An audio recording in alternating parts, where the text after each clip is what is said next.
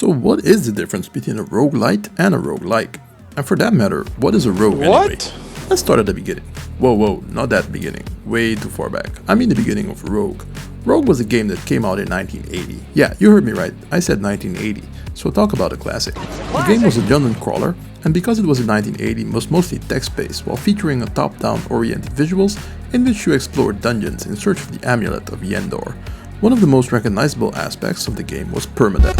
But okay, enough history, let's fast forward to the present. So you know what Rogue was, but what makes a game a roguelite? It needs to have the following: permadeath, be turn-based, have a high degree of difficulty, needs some RPG elements, and it has procedurally generated levels. There are many examples out there for both roguelike and roguelites. For simplicity's sake, we're going to take a look at 2 examples of each category, so let's get an idea. For roguelikes, we start with Darkest Dungeon. Darkest Dungeon basically checks all of the boxes needed, and there is therefore probably one of the best examples of a modern roguelike. And let's be honest, it looks very cool. Next roguelike example is Slay the Spire, another very popular game that combined the roguelike elements with deck building, which resulted in a very interesting and successful mashup. Okay, you know what a roguelike is, but what about a roguelite? Well, actually that one is kinda simple. A roguelite will not check all of the boxes to qualify for a roguelike. They usually add a few of the characteristics into the mix, but most importantly that will be missing is no permadeath. So you will have some form of progression between runs.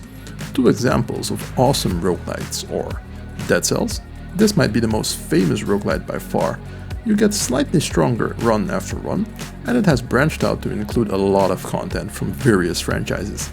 My personal favorite is the franchise Castlevania. I wish we get more Castlevania games.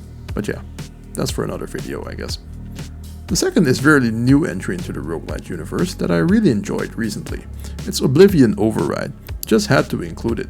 I love the cyberpunk environment and the gameplay is smooth as butter. A lot of games out there mix up the elements of roguelike and roguelites a lot. The one element that is probably most clear-cut to take a look at is permadeath. So just remember, if you start fresh every run and it's like the previous run never happened, you're most likely playing a roguelike. But if you're getting slightly stronger each run, not counting your own skills of course, you are playing a roguelite. That being said, at the end of the day, the most important thing is that you're having fun while playing. Thanks for watching, see you next video.